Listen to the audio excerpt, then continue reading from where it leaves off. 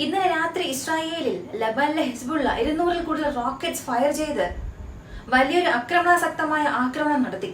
ഇസ്രായേലിനെ എങ്ങനെയെങ്കിലും ഒരു യുദ്ധത്തിലേക്ക് കൊണ്ടുവരണം എന്നാണ് അവരുടെ ചിന്ത. കാരണം ഗാസയ്ക്കുള്ളിൽ ഇസ്രായേലിന്റെ ആക്രമണം എന്നത് കഴിഞ്ഞ 24 മണിക്കൂറിൽ തീവ്രമാകാൻ തുടങ്ങി.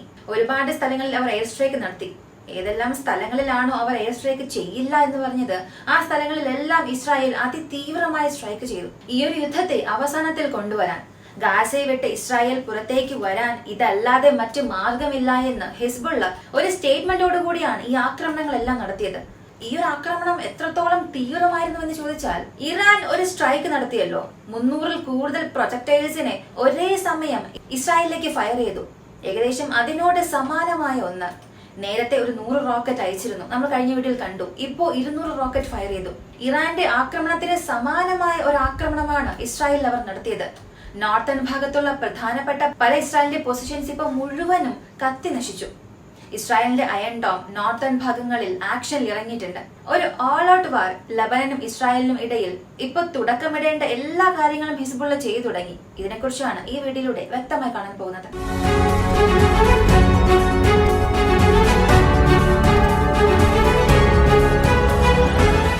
കഴിഞ്ഞ വീഡിയോയിൽ ഒരു കാര്യം പറഞ്ഞിട്ടുണ്ടായിരുന്നു. ഹിസ്ബുള്ളയുടെ വളരെ പ്രധാനപ്പെട്ട കമാൻഡറെ ഇസ്രായേൽ ഒരു സ്ട്രൈക്കിലൂടെ കൊന്നുവെന്ന്. അതിന് പ്രതികാരം വീട്ടാനാണ് ഹിസ്ബുള്ള 100 കണക്കിന് റോക്കറ്റ്സ് 3 മണിക്കൂറിനുള്ളിൽ ഇസ്രായേലിലേക്ക് ഫയർ ചെയ്തത്. ഇപ്പോ അതൊക്കെ വലിയ കാര്യമേ അല്ല, അതിനപ്പുറം കൂടുതൽ കാര്യങ്ങൾ നടക്കാൻ തുടങ്ങി. ഹിസ്ബുള്ള ഒരു സ്റ്റേറ്റ്മെന്റ് നൽകി. ഗാസയിൽ ഇസ്രായേലിന്റെ ഒഫൻസീവ് അവസാനിക്കുന്നതുവരെ ഞങ്ങളുടെ ആക്രമണം അവസാനിപ്പിക്കില്ല. ഗാസയെ വിട്ട് എപ്പോഴാണോ ഇസ്രായേലിന്റെ മുഴുവൻ സൈന്യവും പുറത്തേക്ക് പോകുന്നത്, ഗാസയ്ക്കുള്ളിൽ ഇസ്രായേലിലെ സൈനികർ ആരും ഇല്ല എന്നൊരവസ്ഥ എപ്പോഴാണോ വരുന്നത്, അന്നുവരെയും ഞങ്ങളുടെ ആക്രമണം അവസാനിപ്പിക്കില്ല. നിങ്ങൾ ഞങ്ങളുടെ കമാൻഡോസിനെ കൊല്ലുന്നതും ഞങ്ങളുടെ പ്രധാനപ്പെട്ട നേതാക്കളെ ലക്ഷ്യമിട്ട് നശിപ്പിക്കുന്നതും, ഇങ്ങനെ ഇസ്രായേൽ എന്തൊക്കെ ശ്രമിച്ചാലും അതിനൊന്നിനും ഞങ്ങൾ ഭയപ്പെടില്ല. ഞങ്ങളുടെ പദ്ധതിയിൽ ഉറച്ചു നിൽക്കുന്നുണ്ട്. തീർച്ചയായും ഇസ്രായേലിനെ ഈ ഗാസ പദ്ധതിയിൽ തോൽപ്പിക്കുക എന്നുള്ളത് മാത്രമല്ല, ലബനന്റെ ടെറിട്ടറി, ആ ബോർഡറിൽ ഇസ്രായേൽ ചില ഭാഗങ്ങൾ പിടിച്ചു വെച്ചിട്ടുണ്ട്. ആ ഭാഗങ്ങളെയും തിരിച്ചു പിടിക്കാതെ ഞങ്ങൾ അവസാനിപ്പിക്കില്ല എന്നൊരു വലിയ സ്റ്റേറ്റ്മെന്റ് ഹിസ്ബുള്ള നൽകി. കുറച്ചുകൂടെ വ്യക്തമായി പറയുകയാണെങ്കിൽ, ടൈംസ് ഓഫ് ഇസ്രായേൽ ഒഫീഷ്യൽ ഒരു കാര്യം പറഞ്ഞു. 160 മിസൈൽസ് കഴിഞ്ഞ 2 മണിക്കൂറിൽ മാത്രം നോർത്തേൺ ഭാഗത്ത് ഹിസ്ബുള്ള പൊസിഷൻസിൽ നിന്നും ഇങ്ങോട്ടേക്ക് വന്ന് ലാൻഡായി. 15-ൽ കൂടുതൽ ഡ്രോൺസ് ഈ 2 മണിക്കൂറിൽ ഇസ്രായേലിലേക്ക് ഷൂട്ട് ചെയ്തു. ഞാൻ പറയുന്നത് താഴെ വീണ് പൊട്ടിത്തെറിച്ചതല്ല. 15-ൽ കൂടുതൽ ഡ്രോൺസിനെ ഇസ്രായേൽ ന്യൂട്രലൈസ് മാത്രം ചെയ്തിട്ടുണ്ട്. ഇപ്പോഴും ഇസ്രായേലിന്റെ ഡിഫൻസ് ലൈൻസ് കഴിഞ്ഞ് ഇസ്രായേലിന്റെ പൊസിഷൻസിൽ ലാൻഡായ ഡ്രോൺസിന്റെ എണ്ണം ഇപ്പോഴും കണക്ക് പുറത്തു വന്നിട്ടില്ല. ഇസ്രായേലിന്റെ ഒഫീഷ്യൽ സ്റ്റേറ്റ്മെന്റ് അനുസരിച്ച് 200 മിസൈൽസ് ഇപ്പോൾ ഫയർ ചെയ്തിട്ടുണ്ട്. അയൺ ഡോമിനെ സംബന്ധിച്ച് അകത്തേക്ക് വന്ന ഹിസ്ബുള്ളയുടെ ഒരുപാട് ടാർഗറ്റ്സിനെ ന്യൂട്രലൈസ് ചെയ്തതായി ഇസ്രായേൽ പറഞ്ഞു എന്നുണ്ടെങ്കിലും, ഹിസ്ബുള്ള ഇത് സംബന്ധിക്കുന്ന ഒരുപാട് വീഡിയോസ് പുറത്തുവിട്ടു. അകത്ത് അവർ അയക്കുന്ന റോക്കറ്റ്സ്, മിസൈൽസ് ഇവയെല്ലാം യാതൊരു പ്രശ്നവുമില്ലാതെ ഇസ്രായേലിന്റെ പൊസിഷൻസിൽ പോയി ലാൻഡ് ആകുന്നത് വീണ്ടും ഹിസ്ബുള്ള വീഡിയോ എടുത്ത് പബ്ലിഷ് ചെയ്തു. അങ്ങനെ ആ സ്ഥലത്ത് കാര്യങ്ങളെല്ലാം അക്രമണാസക്തമായി മാറിയിട്ടുണ്ട്. 2 ഭാഗങ്ങളിലും ഒരുപാട് കാര്യങ്ങൾ മറച്ചു വെക്കുന്നുണ്ട്. ചില സത്യങ്ങൾ പറയാൻ അവർ മടി കാണിക്കുന്നുണ്ട്. ഒരു ഭാഗത്ത് അയൺ ഡോം ഹിസ്ബുള്ളയുടെ ചില മിസൈൽസിനെ ഇന്റർസെപ്റ്റ് ചെയ്യുന്നുണ്ട്. എന്നാൽ എത്ര തന്നെ ആയാലും ഒരേ സമയത്ത് 100 കണക്കിന് മിസൈൽസ് വരുമ്പോൾ ഇസ്രായേലിന്റെ അയൺ ഡോം ആയാലും ലോകത്തുള്ള ഏതൊരു എയർ ഡിഫൻസ് സിസ്റ്റത്തെ കൊണ്ടും ഈ എല്ലാ മിസൈൽസും ഇന്റർസെപ്റ്റ് ചെയ്യാൻ സാധിക്കില്ല.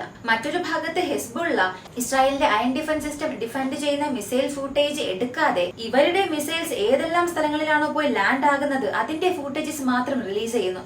ഇങ്ങനെ രണ്ടുപേരും പരസ്പരം മാറി മാറി പല കാര്യങ്ങളും മറച്ചു വെക്കുന്നത് കൊണ്ട് ഗ്രൗണ്ട് റിപ്പോർട്ട്സ് വഴി വരുന്ന കാര്യങ്ങൾ മാത്രമേ നമുക്ക് അറിയാൻ സാധിക്കുകയുള്ളൂ. പക്ഷെ 2 ഭാഗവും ഒരു കാര്യം സമ്മതിച്ചു. ഹിസ്ബുള്ള റോക്കറ്റ് ഉപയോഗിച്ച് ഇസ്രായേലിനെ ആക്രമിച്ചു എന്ന് ഇസ്രായേൽ സമ്മതിച്ചു. അതുപോലെ ഞങ്ങളും ഇസ്രായേലിനെ ആക്രമിച്ചു എന്ന് ഹിസ്ബുള്ള ഒഫീഷ്യലായി പറഞ്ഞു. ശരി, ഒരു അറ്റാക്ക് നടന്നു. വടക്കൻ ഭാഗത്ത് ഒരുപാട് ഏരിയാസ് ഉണ്ടാകും. ഇസ്രായേലും ലബനും ഇടയിലെ ബോർഡർ ചെറുതല്ല, അതൊരു വലിയ ബോർഡർ ആണ്. അങ്ങനെ ഏതൊക്കെ ഭാഗങ്ങളാണ് ലക്ഷ്യമിട്ട് നശിപ്പിച്ചത്? അലക് ബ്രാക്സിലെ ന്യൂ 91 ഡിവിഷൻ ഹെഡ്ക്വാർട്ടേഴ്സ്, അടുത്തത് കറ്റ്സാവിയ ബ്രാക്സിലെ 7th ആർമഡ് ബ്രിഗേഡ് ഹെഡ്ക്വാർട്ടേഴ്സ്, മറ്റൊന്ന് ഡാഡോ ബേസിലെ നോർത്തേൺ റീജിയൻ കമാൻഡ് ഹെഡ്ക്വാർട്ടേഴ്സ്, മറ്റൊന്ന് ഇന്റലിജൻസ് ബേസിലെ നോർത്തേൺ റീജിയൻ, മറ്റൊന്ന് ഗൊലാനി ബറക്സിലെ 8th ഹെർമൻ ബ്രിഗേഡ് ഹെഡ്ക്വാർട്ടർ, അടുത്തത് ഇലേനി ഡിവിഷനിലെ പെർമനന്റ് മെയിൻ ബേസ്, അവസാനമായി ഈഗോസ് യൂണിറ്റ് ഓഫ് ഹെഡ്ക്വാർട്ടേഴ്സ്. ഇവയെല്ലാം ഹിസ്ബുള്ള അവരുടെ മിസൈൽസിന് ടാർഗറ്റ് കൊടുത്ത് ആ മിസൈൽസും ആ സ്ഥലങ്ങളിൽ ചെന്ന് നശിപ്പിച്ചിട്ടുണ്ട്. ഇതിൽ വലിയ ഡാമേജുകൾ ചില ബേസുകൾ സംഭവിച്ചിരിക്കാനുള്ള സാധ്യതയുമുണ്ട്. കാരണം ഒരുപാട് പേർ പറയും ഹിസ്ബുള്ളയുടെ പക്കലുള്ള റോക്കറ്റ്സ് അത്രത്തോളം പവർഫുൾ അല്ല, അവർ ഉപയോഗിക്കുന്നത് വളരെ പഴയ ആയുധങ്ങളാണ്. അത് കാരണം വലിയ നഷ്ടങ്ങളൊന്നും സംഭവിക്കില്ല എന്ന് എത്ര തന്നെ പറഞ്ഞാലും അങ്ങനെയൊന്നുമല്ല. അവിടെ ഉണ്ടാകുന്ന ഡാമേജ് വലിയ രീതിയിൽ കാണില്ല, അത്രമാത്രമേ റോക്കറ്റ്സിന്റെ പവർ ഉള്ളൂ എന്നൊക്കെ കരുതാം. എന്നാൽ ആർമിയെ സംബന്ധിച്ച്, വാർ ടാക്ടിക്സിനെ സംബന്ധിച്ച് ക്വാണ്ടിറ്റി ഓവർ ക്വാളിറ്റി എന്ന് പറയും. അതിനവീന ആയുധങ്ങൾ അല്ലെങ്കിൽ അധിക നഷ്ടമുണ്ടാക്കാൻ കഴിവുള്ള ഒരു ആയുധം വെച്ച് അറ്റാക്ക് ചെയ്യുന്നതും അതേസമയം ശരാശരി ഡാമേജ് ഉണ്ടാക്കാൻ കഴിയുന്ന 10 മിസൈലുകൾ ഉപയോഗിച്ച് ആക്രമണം നടത്തുന്നതും ഒന്നല്ല. ഒരു ഭാഗത്ത് വളരെ പവർഫുള്ളായ ഒരു മിസൈൽ വീണ് പൊട്ടിത്തെറിച്ച് എത്രത്തോളം ഇമ്പാക്ട് ഉണ്ടാക്കുമോ, അതുപോലെ മറ്റൊരു ഭാഗത്ത് ശരാശരി ഡാമേജ് ഉണ്ടാക്കുന്ന ഒരു 10 മിസൈലുകൾ വീണ് പൊട്ടിത്തെറിപ്പിക്കുമ്പോൾ അതുവഴി ഉണ്ടാകുന്ന ഇമ്പാക്ട് എന്നത് വളരെ കൂടുതലായിരിക്കും. അതേ ടാക്ടിക്സിലാണ് ഹിസ്ബുള്ളയുടെ ആക്രമണം ഉള്ളത്. ഒരുപാട് പേർ പറയും അവരയക്കുന്ന 100 റോക്കറ്റും പവർഫുൾ അല്ല എന്നൊക്കെ. എന്നാൽ 100 കണക്കിന് മിസൈലുകൾ ഒരു പ്രത്യേക സ്ഥലത്തെ നോക്കി അയക്കുമ്പോൾ, അല്ലെങ്കിൽ ഒരേ ഒരു ബേസിനെ നോക്കി 20-30 മിസൈലുകൾ അയക്കുമ്പോൾ ആ ഒരു സ്ഥലത്ത് ആ ഡ്രോൺ കാരണവും മിസൈൽ കാരണവും ഉണ്ടാകാവുന്ന പ്രശ്നം എന്നത് ആരെ കൊണ്ടും തടയാൻ കഴിയില്ല. നമ്മൾ ചിന്തിക്കുന്നതിലും വളരെ മോശമായിരിക്കും അത്. ആ വിഷ്വൽസ് നമുക്കിവിടെ കാണിക്കാനും സാധിക്കില്ല. കാരണം യൂട്യൂബിനെ സംബന്ധിച്ച് അത് സെൻസിറ്റീവായ കാര്യമാണ്. അതിന്റെ അൽഗോരിതമായാലും വാർ സംബന്ധിക്കുന്ന ഫോട്ടോസ്, അതും ഇസ്രായേൽ സംബന്ധിക്കുന്ന ഫുട്ടേജ് എന്തെങ്കിലും കാണിച്ചാൽ ആഡ് സ്യൂട്ടബിലിറ്റി വരിക, അല്ലെങ്കിൽ വീഡിയോ ബ്ലോക്ക് ചെയ്യുക, ഇങ്ങനെയുള്ള ഒരുപാട് പ്രശ്നങ്ങൾ വരും. അതുകൊണ്ടാണ് ചില ഇമേജസ് പോലും ബ്ലർ ചെയ്ത് കാണിക്കേണ്ട ഒരു അവസ്ഥയിലേക്ക് തള്ളപ്പെട്ടിട്ടുണ്ട്. അല്ലെങ്കിൽ ഒരുപാട് ഫുട്ടേജസ് ഇവിടെ തന്നെ കാണിക്കാനും സാധിക്കും. യൂട്യൂബ് ഗൈഡ് ലൈൻ അനുസരിച്ച് യൂട്യൂബിൽ നടക്കുന്ന പ്രശ്നങ്ങൾക്ക് അവർക്കെതിരായിട്ടുള്ള കാര്യങ്ങൾ സംസാരിക്കുകയാണെങ്കിൽ ആ വീഡിയോ ഓട്ടോമാറ്റിക് ആയിട്ടും ബ്ലോക്ക് ആകും. ഇതിനിടയിൽ ഹമാസിൽ നിന്നും ഒരു അറിയിപ്പ് വന്നു. എത്രയും പെട്ടെന്ന് ഞങ്ങളൊരു പീസ് പ്ലാൻ ഇസ്രായേലിനോട് പ്രപ്പോസ് ചെയ്തിട്ടുണ്ട്. ഇതിന് ഇസ്രായേൽ സമ്മതിക്കുകയാണെങ്കിൽ ഈ ഒരു യുദ്ധം പെട്ടെന്ന് തന്നെ അവസാനിക്കും.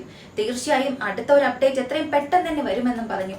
മറ്റൊരു ഭാഗത്ത് ഹിസ്ബുള്ള അവരുടെ ആക്രമണം തീവ്രമാക്കിയിട്ടുണ്ട്. ഇസ്രായേലിന്റെ വ്യോമസേന ഇപ്പോൾ തളർന്നിട്ടുണ്ട്. അകത്തേക്ക് വരുന്ന ഡ്രോൺസിനെ വെടിവെക്കാനോ തിരികെ ആക്രമണം നടത്താനോ പറ്റാത്ത ഒരവസ്ഥയിൽ, വളരെ ഭീതികരമായ ഒരവസ്ഥയാണ് ലബനനിൽ നടന്നുകൊണ്ടിരിക്കുന്നത്. കഴിഞ്ഞ വീഡിയോയിൽ പോലും ഞാൻ പറഞ്ഞിരുന്നു, ലബനനെ കലിയുഗത്തിലേക്ക് കൊണ്ടുപോകാൻ കഴിവുള്ള ആയുധങ്ങൾ ഞങ്ങളുടെ പക്കലുണ്ടെന്ന് ഇസ്രായേലിന്റെ ഡിഫൻസ് മിനിസ്ട്രി പറഞ്ഞിരുന്നു. എന്നാൽ അപ്പോ അത് വെറും സ്റ്റേറ്റ്മെന്റ് ആയിരുന്നു. ഇപ്പോ എല്ലാവരും അത് പ്രാവർത്തികമാക്കാൻ തുടങ്ങി. ഒരു ഭാഗത്ത് ഇസ്രായേലിന്റെ വ്യോമസേന ലബനിൽ അറ്റാക്ക് നടത്താൻ തയ്യാറായി. മറ്റൊരു ഭാഗത്ത് 100 കണക്കിന് മിസൈലും 1000കണക്കിന് റോക്കറ്റ് ലോഞ്ചേഴ്സുമായി ഹിസ്ബുള്ള തയ്യാറായി നിൽക്കുന്നു. ഒരു പ്രധാനപ്പെട്ട പ്രശ്നം ഇസ്രായേൽ വേഴ്സസ് ഹിസ്ബുള്ളക്കിടയിൽ അഭിമുഖീകരിക്കാൻ പോവുകയാണ്. ഇതുപോലെ ഒരുപാട് ആക്രമണങ്ങൾ നടന്നിട്ടുണ്ട്. എന്നാൽ ഇപ്പോൾ നടന്നുകൊണ്ടിരിക്കുന്ന ഈ പ്രശ്നങ്ങൾ ഒരു താക്കീതായി മുൻപ് തന്നെ കൊടുക്കുകയും അവയെല്ലാം ചെയ്ത് കാണിക്കുകയും ചെയ്യുന്നുണ്ട് ഹിസ്ബുള്ള. ഇത് തീർച്ചയായും ഇസ്രായേലിനും ഹിസ്ബുള്ളയ്ക്കും നല്ലതല്ല. ഈ വീഡിയോയെ കുറിച്ചുള്ള നിങ്ങളുടെ അഭിപ്രായം എന്താണ്? പ്രധാനമായും ലബനിലെ ഹിസ്ബുള്ളയ്ക്കും ഇസ്രായേലിനും ഇടയിൽ നടക്കുന്ന ഈ ഒരു പ്രശ്നം എന്നത് ദിശ മാറി പോവുകയാണ്. ഹിസ്ബുള്ള ഒരു ഭാഗത്ത് എങ്ങനെയെങ്കിലും ഈ യുദ്ധത്തിനുള്ളിലേക്ക് ഇസ്രായേലിനെ കൊണ്ടുവരണം എന്ന് ഇതിനെ കാരണമായി കാണിച്ച് മറ്റ് നാടുകളുമായി സഖ്യം ചേർന്ന് ഇസ്രായേലിനെ നശിപ്പിക്കണമെന്ന ഉദ്ദേശത്തോടു കൂടി ഈ ആക്രമണം നടത്തുന്നു. ഗാസയ്ക്കുള്ളിൽ ഒരു ശാശ്വതമായ സമാധാനം ഉണ്ടാക്കാനായി. മറ്റൊരു ഭാഗത്ത് ഇസ്രായേൽ ഞങ്ങളെ ഡിഫെൻഡ് ചെയ്യാനായി ഞങ്ങൾ എന്തും ചെയ്യും, ഏതറ്റം വരെയും പോകാൻ തയ്യാറാണെന്ന് അവർ ഒരു ഭാഗത്ത് നിൽക്കുന്നു. ഈ യുദ്ധം എങ്ങനെ അവസാനിക്കും? ഇനി യുദ്ധത്തെ അവസാനിപ്പിക്കേണ്ട എന്തെങ്കിലും ഒരു പദ്ധതി നിങ്ങളുടെ പക്കലുണ്ടെങ്കിൽ അതും കമന്റിൽ പറയുക. വീഡിയോ ഇഷ്ടമായ ലൈക്ക് ചെയ്യുക, ഷെയർ ചെയ്യുക. നമ്മുടെ ചാനൽ ആദ്യമായി കാണുന്നവരാണെങ്കിൽ മറക്കാതെ സബ്സ്ക്രൈബ് ചെയ്ത് സപ്പോർട്ട് ചെയ്യുക. മറ്റൊരു വീഡിയോയുമായി വീണ്ടും കാണാം.